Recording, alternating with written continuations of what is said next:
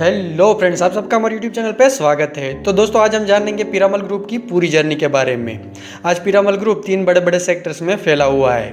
ये तीन बड़े सेक्टर्स है Piramal enterprise limited, Piramal glass और पीरामल रियल्टी। इनमें से हर एक सेक्टर करोड़ों का बिजनेस करता है।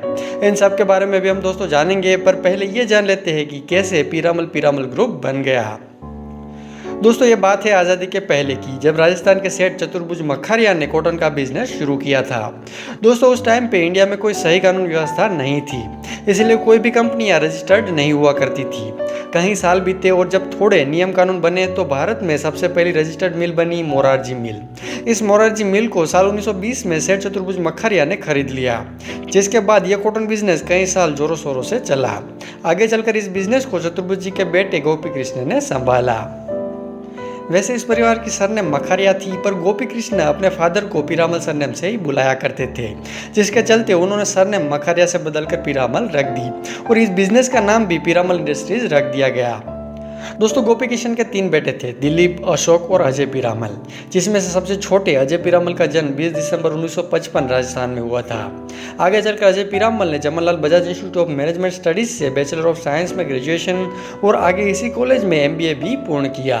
एमबीए के दरमियान अजय की मुलाकात स्वाति से हुई, जिनके साथ उनकी अच्छी दोस्ती हुई और अजय ने स्वाति से 1976 में शादी कर ली। अजय सबसे छोटे थे, इसलिए उन्हें पारिवारिक बिजनेस की इतनी जिम्मेदारी नहीं मिली थी। अजय के बड़े भाई दिलीप और अशोक ही इस बिजनेस में ज़्यादा शामिल थे, पर 1969 में अजय के फादर गोपी कृष्ण जी की अचानक मृत्यु हो गई, जिसके बाद बिजनेस का पूरा कारोबार दिलीप ने संभाला। उस वक्त पीरामल के दो मुख्य बिजनेसेस थे, एक टेक्सटाइल और दूसरा ब्लोपास्ट वीआईपी इंडस्ट्रीज, जिसमें टेक्सटाइल का बिजनेस मंदा था और वीआईपी इंडस्ट्रीज अच्छी चल रही थी। ऐसे में 1980 में दिलीप ने इस परिवार और पारिवारिक बिजनेस दोनों से अलग होने का फैसला लिया और इस बिजनेस से वीआईपी इंडस्ट्रीज को अपने साथ लेके अलग हो गए और घाटे में चल रहे टेक्सटाइल बिजनेस को अशोक और अजय के हाथ में थमा के निकल गए। अलग होने के सिर्फ 16 दिन बाद बम्बई में दत्ता सामंत स्ट्राइक की शुरुआत हुई। बम्बई की 50 से ज़्यादा टेक्सटाइल मिल्स के 2.5 लाख से ज़्यादा वर्कर्स पगार बढ़ाने की मांग के साथ स्ट्राइक पे उतर गए।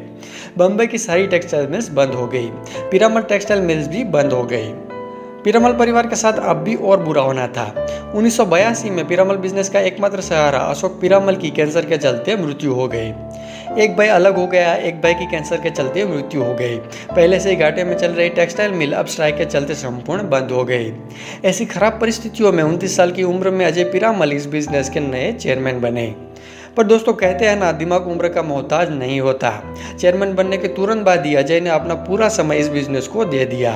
बिजनेस के past, present, possible futures, government की बदलती पॉलिसीज़, उन पॉलिसीज़ के साथ किस बिजनेस का फ्यूचर अच्छा है, किसका फ्यूचर अच्छा नहीं है, पॉलिसीज़ के अकॉर्डिंग क्या बड़े प्लेयर्स अच्छा कर पाएंगे या फिर छोटे छोटे प्लेयर्स अच्छा कर पाएंगे, इन सब बातों को अजय पीरामल ने बड़ी बारीकी से परखा।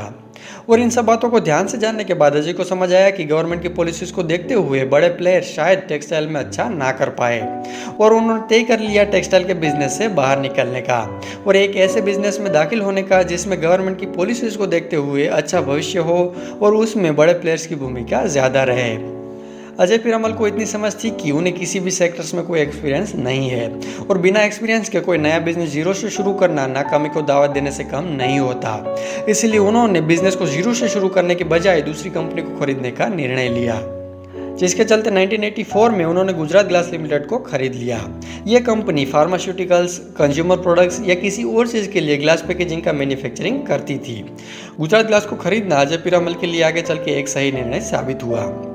पीरामल बिजनेस का टर्निंग पॉइंट आया 1988 में, जब विदेशी फार्मास्यूटिकल्स कंपनियां भारत छोड़ के जा रही थी। इसमें से एक थी ऑस्ट्रेलिया की एमएनसी निकोलास लेबोरेटरीज, जो कि अपना बिजनेस इंडिया में ही बेचना चाहती थी। उसकी कीमत तो ज़्यादा नहीं थी, पर क्योंकि काफ़ी लोग फार्मा के बिजनेस में इंटरेस्टेड थे, इसलिए इस बिजनेस को खरीदने के लिए काफ़ी एप्लीकेशंस आई थी।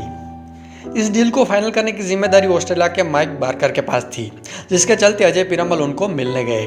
उनसे कहा कि मैं सिर्फ 33 साल का हूं, हमें इस बिजनेस में कोई अनुभव नहीं है और दिखाने को कोई ट्रैक रिकॉर्ड भी नहीं है, पर इतना आत्मविश्वास जरूर है कि इस कंपनी को हम अपनी मेहनत से इंडिया की टॉप 5 फार्मास्यूटिकल कंपनी में जरूर लेके आएंगे। पहले तो ये बात सुनकर माइक बार्कर हंस पड़े, पर बाद में वो इस डील के लिए राजी हो गए और निकोलस लेबोरेटरीज अजय पीरामल ने खरीद ली और नाम बदलकर निकोलस पीरामल रख दिया गया। आगे चलकर अजय पीरामल ने कई और फार्मास्यूटिकल्स कंपनियां भी खरीदी, जैसे कि Roche, Boehringer Mannheim, Rhone Poulenc, ICI west research centre वगैरह। अजय पीरामल को फार्मा सेक्टर में कोई अनुभव तो नहीं था, पर अपनी और अपनी टीम की मेहनत से इसे एक सक्सेसफुल कंपनी में कन्वर्ट कर दिया। साल दर साल टर्नओवर बढ़ता चला गया। आगे चलकर निकोलस लेबोरेटरीज का नाम बदलकर पीरामल हेल्थ केयर रख दिया गया। इस पीरामल हेल्थ केयर के अंडर में वो drug manufacturing, critical care, consumer products और पाइथोमेडिसिन जैसे कई सर्विसेज चलाते हैं। दोस्तों, अगले कुछ सालों में अजय पीरामल ने माइक बार्कर से किए हुए वादे को भी पूरा किया, जब पीरामल हेल्थ केयर इंडिया की टॉप 5 फार्मास्यूटिकल्स कंपनी में गिनी गई। तो दोस्तों, कुछ इस तरह से अजय पीरामल ने फार्मा के बिजनेस में हर मुमकिन सफलता हासिल की। दोस्तों, हर बिजनेस को एक नए स्टेप तक ले जाने के लिए एक्सपेंशन जरूरी होता है। इसके चलते अजय पीरामल ने रियल एस्टेट के बिजनेस में पैर जमाना शुरू किया। पीरामल ग्रुप ने मुंबई के सेंटर में फैले हुए अपने प्लांट्स में से 3 फार्मा बिल्डिंग्स को सिंगापुर आर्किटेक्ट्स की मदद से शॉपिंग मॉल में कन्वर्ट कर दिया। यह मॉल 1999 में बनकर तैयार हुआ, जो इंडिया का सबसे पहला शॉपिंग मॉल था, जिसे आज सोबो सेंटर के नाम से जाना जाता है। दोस्तों, कोई भी business internal factor, external factor, government policies जैसे कई चीज़ों के आधार पर चलता है। इनमें से किसी एक में बदलाव आता है तो वो बिजनेस को फायदा भी करवा सकता है और नुकसान भी करवा सकता है। ऐसे ही कुछ हुआ पीरामल फार्मा बिजनेस के साथ। साल 2010 तक ये बिजनेस अच्छे से चल रहा था, पर अब मार्केट बदल रहा था। मार्केट अब पेटेंटेड ड्रग्स का आ रहा था, यानी कि अब जो कंपनियां खुद से रिसर्च एंड डेवलपमेंट करके जो भी मेडिसिन की खोज करेगी उसे पेटेंट किया जाएगा, जिसे कोई और कंपनियां कॉपी नहीं कर पाएगी। इस तरह के पेटेंटेड ड्रग्स बनाना उस वक्त पीरामल फार्मा के लिए संभव नहीं था। उस वक्त तक इस कंपनी की मार्केट वैल्यू भी बहुत अच्छी थी। इसलिए अजय पीरामल ने डिसाइड किया कि वो पीरामल हेल्थ केयर का ड्रग फॉर्मुलेशन यानी कि मेडिसिन मैन्युफैक्चरिंग का बिजनेस बेच देंगे। इस बिजनेस को खरीदने के लिए अमेरिका बेस्ड अबॉट लेबोरेटरीज तैयार हुई और साल 2010 में करीबन 17,000 करोड़ में यह डील फाइनल हुई। दोस्तों, ये कोई घाटे का सौदा नहीं था, ये इस देश की दूसरी सबसे बड़ी फार्मा डील थी। इसके बाद उन्होंने अपना फोकस फार्मा से हटा के फाइनेंस सर्विसेज की ओर मोड़ दिया है और इसके लिए उन्होंने 2014 में 2000 करोड़ श्रीराम कैपिटल्स में इन्वेस्ट भी किए थे, जिसे उन्होंने श्रीराम कैपिटल्स का 20% हिस्सा खरीद लिया था। आगे चलकर पीरामल हेल्थ केयर का नाम बदलकर पीरामल एंटरप्राइज लिमिटेड रख दिया गया, जिसके अंडर में पीरामल फाइनेंशियल्स को शामिल किया गया है। आज की डेट में पीरामल ग्रुप के रेवेन्यू का एक बड़ा हिस्सा पीरामल फाइनेंस सर्विसेज से आता है। तो दोस्तों, ये थी पीरामल ग्रुप और अजय पीरामल की अमेजिंग स्टोरी। वीडियो को लाइक कीजिए और ऐसी नई नई वीडियोस के लिए हमारे चैनल को सब्सक्राइब कीजिए। Thank you.